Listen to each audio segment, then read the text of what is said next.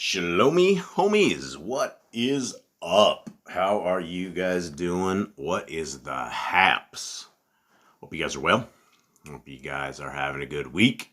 We've made it to the middle of this week, and I hope you guys are cruising hard to a Shabbat. And it is always good to hear from all of you guys in the comments with how you guys are doing, how life is. I hear a lot of you guys are celebrating Passover, and that is truly amazing that people are abiding by the ways that our Creator has set forth. And this year seems to be a little bit better than the years before because we're not exactly all on the same Passover calendar, but we're a lot closer. We just barely got off of our the seventh day of the Feast of Unleavened Bread yesterday.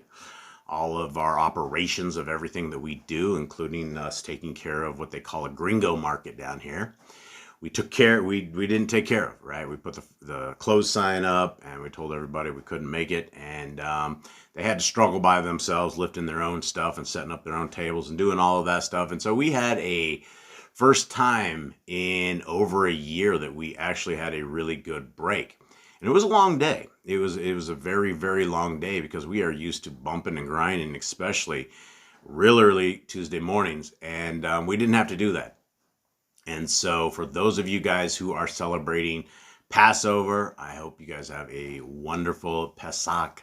I hope it is something that you guys are getting closer to our Creator every single year. And that's the one thing about the appointed times. The appointed times are definitely something that draws us closer to our Creator. When we get into sync and when we get into the function of keeping these appointed times, it's quite amazing. And you know, the very first appointed time that any one of us could ever do every single week is our seventh day Shabbat. And that is a critical time of the week. It is a critical time for humanity. It is one of these times that we have been given a blessing, and it is absolutely a blessing when you take that one day off per week. You get to recharge, you get to kick the world to the curb, you get to turn your phones off, and it just becomes something that you rely on. And we rely on this every single week. If we did the 7-day grind like we did for 30 some years of my life, plus it would be, it gets tiresome. And yes, you make more money, and yes, you get more stuff done, but that's not the point of this life, is making money and getting stuff done. The point of this life is finding the direction forward and being ready for that last breath. That very last breath that any one of us could wake up every single morning, and that could be the last morning that we have that last breath. We could simply walk outside of our house, and who knows what could fall on our head? Who knows what could fly by the wayside? Who knows when our ticker's going to stop? But we can be aware of those situations, but we can be very aware of the ways that our Creator has asked us to walk. Now, if you guys are not Torah-based, and Torah-based means that, number one, is you know the first 5 books of Scriptures very, very good. And I'm not saying that's the only books of Scriptures that you need to know, but if you are a construction worker and you are building a massive building, one of the biggest things that you're ever going to have to do is lay that foundation down. Now, if you build a giant building on dirt without putting cement down, as that dirt shifts around and moves around, that building has stress on it that it shouldn't. The foundations drop. And you see that in a lot of buildings, a lot of places, especially in the U.S. Things that were built many, many moons ago. You'll see people's houses and the foundations are just, they're falling in. They weren't built on a solid foundation. So we have the opportunity to build a solid foundation for our souls. And the solid foundation for our souls are found in the first 5 books of Scriptures. That is the way forward. It is the good news of our Creator. It is the guidelines to life that if we ignore them, then it's at the expense of a lot of things. Number one, our expense of our health, the expense of our family's health, the expense of our lives, the expense of our soul. And when, the other day I was talking about the greatest commodity that the demons have that they barter and sell with is your soul. And that's what the devil wants. That's what the billions of demons that are plaguing us, that's what they want. They want those who will turn away from our Creator. And Hasatan hates law keepers. Hasatan completely hates law keepers, and he hates those who go with his the Creator. Sorry for my dogs. I don't know why they're breaking out, but they do that. And so if we have a commodity, which is some sort of an asset for us, we have to guard our soul. We have to protect it at all costs. And we won't do that unless we are reading scriptures and understanding them, and not just reading them. We have to apply them to our lives. And that's the one thing that you don't find in Christianity. You don't find in religion. You find people that reject and resent the laws of our Creator. And the Christians will go, oh no, we love the commands and we love God, but Jesus came and died for all the commands. We don't have to do them anymore because we have a new way forward. And they've invented a way. They've invented a guy named Jesus. They've invented a path forward that is not correct. And it's like, I talk to these guys in prison, and some of them I make great strides with, and some of them, they're hooked into stuff. And, this guy on death row, his name is Brandon Lacey. And he and I have been talking for a little bit now. And he's in Arkansas death row. He's been in there for a very, very long time. And he's hell-bent on Catholicism. And it was yesterday morning at like 3 or 4 in the morning that some priest comes from somewhere, and they chain a couple of these guys up, and they take them there. And he told me, he's like, there's only 2 of us that are real Catholics. The other 3 people, they're not Catholics. And he's like, because I go to my prayer with non-Catholics, if that sends me to hell, I guess that's what I have to do, because I'm not gonna give up my Catholicism. And I've gone over the laws of our Creator, and he's just like, Messiah Jesus has gotten rid of all these laws. And currently they're going through Lent, and they're going through all of that Catholicism rites. And he was telling me that yesterday. I don't know what to say. I feel very, very bad for them, because he has rejected the Torah. He has rejected the laws of our Creator. And, they're on death row. You don't have Torah keepers that are able to get into the prisoners, that are able to minister to them, other than guys like me. And as I am pumping emails in and out of this system day after day, that's the only hope that a lot of these guys can do. And so I haven't given up on Brandon Lacey. And if you guys can keep him in prayer as well, he and I do have a good relationship. And he's just, the guys on death row are very broken people. They have been in isolation, segregation for a very, very long time. And a lot of them are just ready to die. They're ready to go, and they don't see any kind of hope or any way forward. And some of these guys were able to get a light on in their eyes and in their souls, and they get hungry for the scriptures and hungry for the word. And they thank me every time I send them scriptures. And some guy is not some guy, but his name is Stacy Johnson. He's an ex-Marine. And he's a very troubled individual, can't sleep at night. He was the guy mowing the people down. He describes legless and armless bodies as he was the first through the doors, and he's like, I never missed the shot. And those guys come back from these kind of, the United States of America is an extremely violent country in terms of military. And the military, there's so much money spent on the military. If we use just a small percentage of that to attempt to take care of the poor and to take care of those who are broken, we would do far better than being the hammer of the entire world.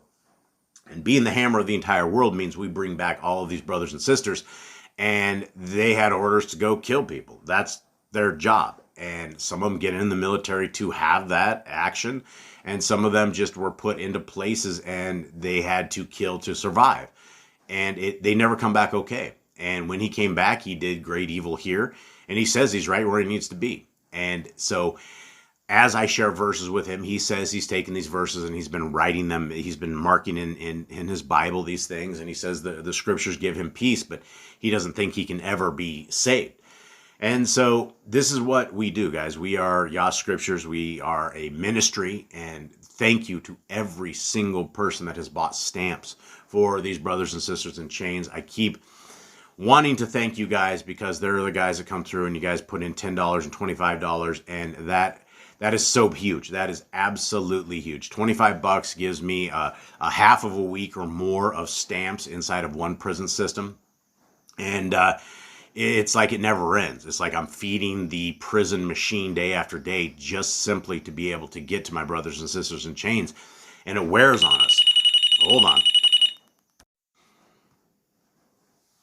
All right, brothers and sisters, it is now officially 35 minutes after that call just came in, and that was from a brother in prison who was giving me an update, and that is how my life works. I am usually on the phone or I'm usually typing up, and every last bit of my time is now really working with these brothers and sisters in chains. So let's get into this before we have any more interruptions into this. And so wherever my thought process was, it is completely gone.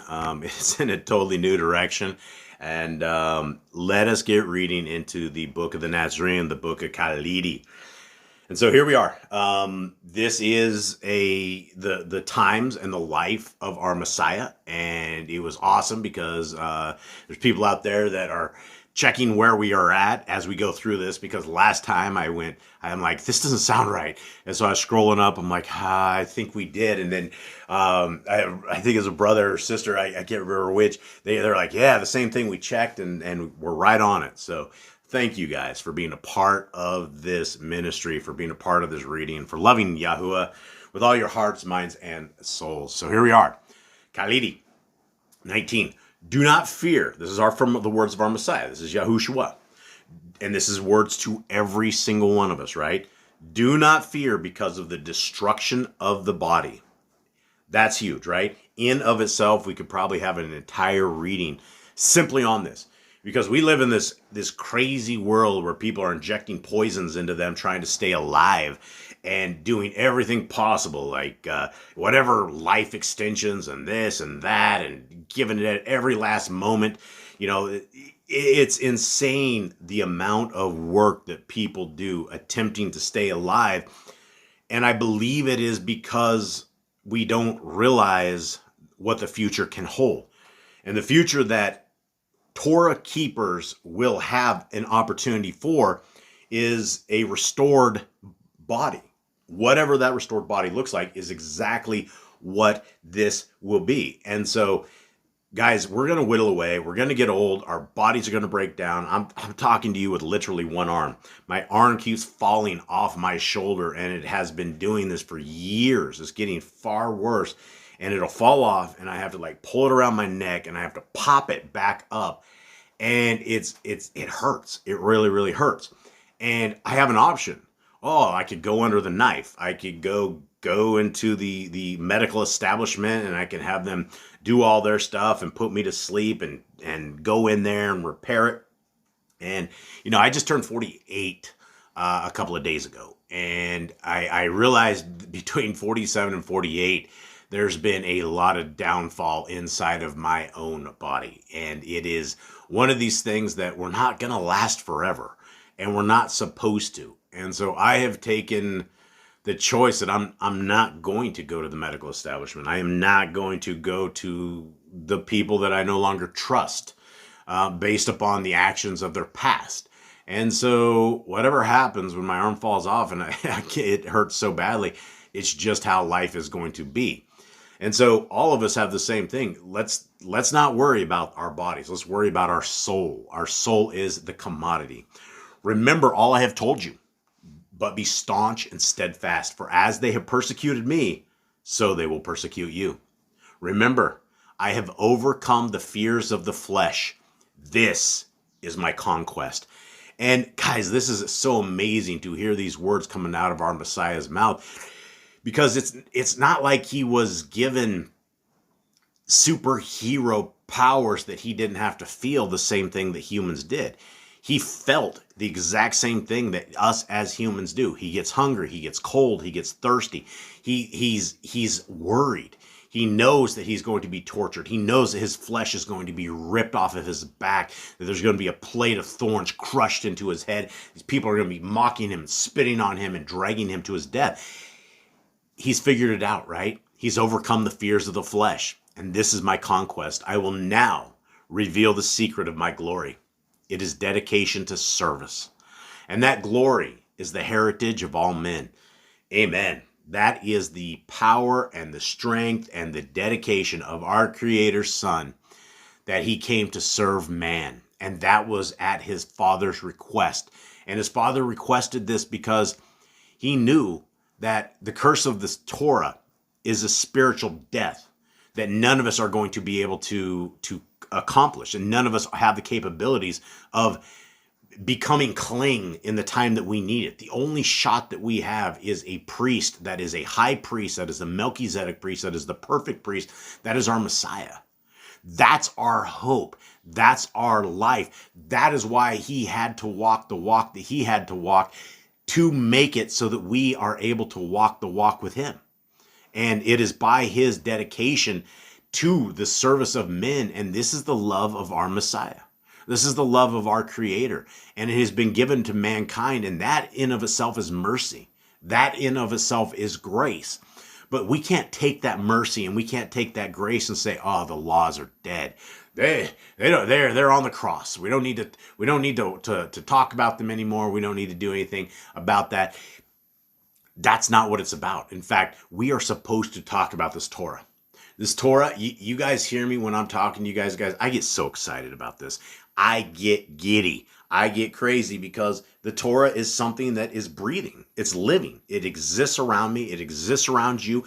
It is the world that we walk into. And if we walk this Torah, and if we walk the ways of our Creator, there's hope. There is hope once my old rickety body falls to bits and there's nothing left, right? It is what it is. So continuing on. When they had finished, Yahushua went out with his followers, and passing over the Wadi Kidron, went to a place called Gath Shemin, because of an oil press there.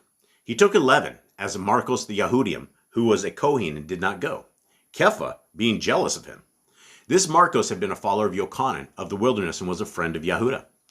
When Yahushua departed with the 11, Marcos did not return to his mother's house in Ophel, but stayed with Eleazar and the others. After Yahushua had gone, men came to take him, and Marcos, snatching a cloak, dashed out to warn Yahushua.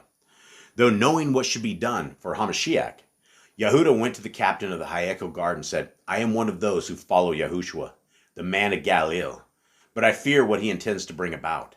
Therefore let him be held as the council has decreed." Now, what you're looking at is you're looking at the mind of a maniac. You are looking at a man that is possessed by the demons. Definitely unclean spirits have rolled into Judas, Yahudah, and he is plotting against our Messiah. He clearly says what his little demons are telling him. He's scared of what Yahushua intends to bring about. But nobody knew what our Messiah was going to bring about. Nobody got it. Even the disciples, nobody understood that his principal journey was to lay down his life for his Father and for mankind. That was what it was. And if people knew this, then people would, and they understood it, then they would have cheered him on. Instead of being the people that grabbed him and killed him, they didn't get it. Continuing on. When Yahushua reached the chosen spot in Gath Shimon, he turned and said to those with him, "Pray that you may be spared the test." He then took Kepha, Yaakov, and Yochanan and withdrew with them about a stone's throw away. Yahushua was depressed and filled with foreboding. There it is, guys. This is the dooms feeling that I'm sure all of you guys have gotten it before. I actually get this weirdly enough. I don't know if it's the Ruach HaKodesh or just intuition or whatever it is, but there have been several times as of late. And one of the days that I told you guys about the other day, where I almost died 3 times in a day, I told my wife the first time in the morning, I said, "I got a weird doomsday feeling about this. I don't know what it is about this day, but there's something." And it has happened enough as of late that I've told everybody, and everybody understands that when I get this weird feeling of dooms, and it's not always what it seems, but that we need to be alert and to be aware that there is possibly some sort of thing coming at us. And as Torah keepers, the greatest thing that we can ever have is the attacks of Hasatan against us, because we know that we're on the right team. We know that if Hasatan hates our Creator, he's definitely going to hate us. He's going to hate anybody that has chosen the path of our Elohim. And so when we are tested, when we have these doomsday days where we literally almost die 3 times in a day, it is all glory to our Creator for keeping us alive, number one. And even if we died, all glory to Him for simply letting us live this life and having as long as we have. Right? Everything that we possibly do, every last breath, every blink of our eye, every time that we hear audio, it's a thanks to our Creator for Him building such amazing things. Continuing on, 64. Messiah said this, and he said to the 3, I am going apart to pray for strength to do what must be done. You stay here and keep watch. Perhaps the cup of bitterness will pass me by, for with the Father all things are possible. But I fear there is no other way for me but to abide my destiny. Hard stuff, right? This is Messiah, has nobody who's going to be hanging with him. He's asking the 3 who should be the most faithful and the most loyal and the most understanding and the most worried, that Messiah is talking about this, right? He's like, I need to pray for strength to do what must be done. You stay here and keep watch. We all know from the rest of the scriptures, these guys passed out cold. They couldn't do it over and over and over. Messiah had nobody. He went to the stake friendless. Everybody gave up on him. There was nobody left. And it's so sad that Messiah had to do this alone, and that was literally the walk of the cross, the walk of the stake, is that he couldn't do this as a team. He didn't go as a gang. He went as a sacrificial lamb, and he walked that walk. He didn't run. He knew what was going to happen right here. He could have dashed off into the bushes and they would have never found him. He could have gone across the river Euphrates. They would have never found him. He could have absolutely run from his destiny, and he did not. He accepted his destiny and he walked that green mile. He walked that last moment to death row, and he accepted what was about to be happening to him. Very important stuff to understand. The destiny of our Creator's Son. 65. Yahushua went just a short distance and lifted his face to the stars and red glowing moon above. Jacob heard him pray, Father, everything is in your hand. Let it not be as I would have it, but according to your will. I leave it in your hand, but let not the ordeal be too much for me. The hour is at hand.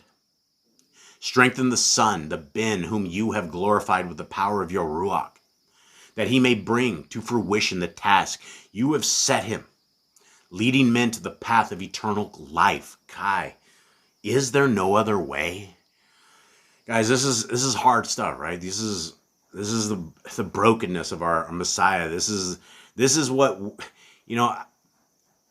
I deal with this with these guys on death row. I deal with this. There's an impending sense of doom that at some point they will be marched to this table, laid down, strapped down, and pumped in with poison. And they'll die. Some of them will have a gas mask put on them and they'll suffocate with nitrogen. It's just all un-Torah based. This is the thing about our Messiah, is what they're about to do to him is un-Torah based. They did not have credible witnesses. They did not have any real reason. He did not break the Torah in any means. He is a just man. He's a righteous man. He is a perfect man. And they're going to take him for this. And it's crazy. And it's sad. 67. He then came back to the 3, and the sweat stood out redly on his brow. And finding 2 asleep, for they were heavy with wine, he said to Kepha, Shimon, could you not stay awake even at a time such as this? Be vigilant and watch, praying you be spared a greater test. In the days to come, men will lift up their eyes to the Shamayim and say, Baruch, Baruch, was he who came in the name of Yahuwah, bringing us the light of deliverance. My soul is very sorrowful because of the things I must endure and accomplish, that the aspirations of men shall not be denied a response. Tarry, therefore, a while longer, keeping me company so I do not weaken. The Ruach is willing, but the flesh is weak. It is a dreadful thing to do. We've been there, guys, right? We've been to that spot where we can't keep our eyes open. And, we get something out of the Nazarene that we don't get elsewhere, which may explain a little bit of it.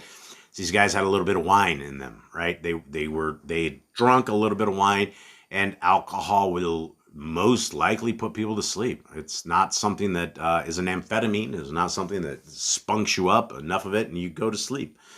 And so this is Messiah begging for a friend. He's begging for a companion. He's begging for anybody to walk beside him.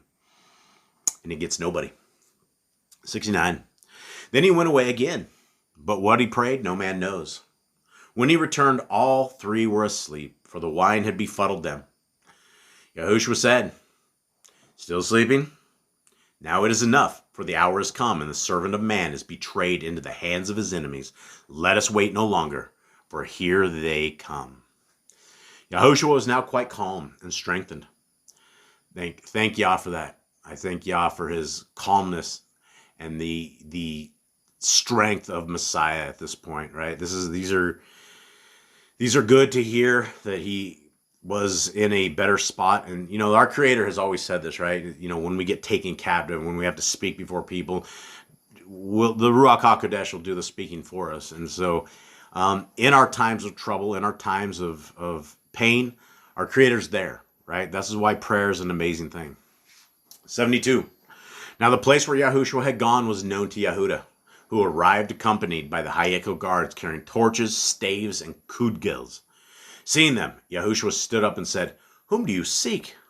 Yehuda went up to him and said, "Adonai, I am here." Demon dude, right? Complete demon. He kissed Yahushua, the demon's kiss, to let him know he came with friendly intentions, but it also identified him. For though those who came knew Yahushua by sight, the Torah required that some other identify him. But he was not taken according to the Torah, but by the Hayeko guards. And I'm guessing that this must be in Judaism, is my guess, because we don't have a Torah command that says you have to identify somebody like this. We do know, at the behest of multiple witnesses, credible witnesses, that the matter is established, but we've never heard that somebody must identify him. And I mean, it sounds like a good idea. Continuing on. Yahushua said, "So HaMashiach has been selected for sacrifice by a kiss." But Yehuda said, "No, Adonai, there will be no sacrifice." When the Hayeko guard seized hold of Yahushua, one with him drew a sword and wounded one of them. Another said, "Shall we smite with our swords?" But Yahushua forbade this, saying to the captain of the guard, "Were my reign of this world, I would order my followers to take up arms. But my reign is not of this world, and evil cannot be vanquished by evil." He rebuked them with the words, "Did you expect to find a dangerous criminal who had to be overcome with weapons? I have been among you many days, and you left me alone. Still, what has to be done will be done. So do as you must." The captain of the guard said, "If this were left until tomorrow, many would die." So there we go, guys. These chapters, this book of Khalidi, it is so long, it is so detail-oriented, it is so emotional, it is one of these things that our Messiah is the man. He is the man worthy of our worship. He is the man worthy of our praise. He is the one that came and did it. And he did it so that we have a shot at the kingdom to come. But again, he's not doing this for the Torahless. He's not doing this for the Christians. He's not doing this for the Mormons. He's not doing this. If that is the religion that you die in, if that is the path that you die, he says in Matthew 7, "Depart from me, you who work lawlessness." If the Torah is not part of your life, it is not part of your example of life, it's something that you're going to regret. You will regret not serving our Elohim in this lifetime. And so, guys, it is with that I want to thank you guys for being a part of this scriptures, for being a part of Yah Scriptures ministry, for helping us out with the stamps, for helping us out with these brothers in chains, for allowing us to be empowered and to show the love of our Creator in the eyes of those who are in darkness. And day after day, I see the fruits being delivered and lives being changed, and my life gets changed by it. So guys, thank you so much. I love y'all. Have a great day. I'm out.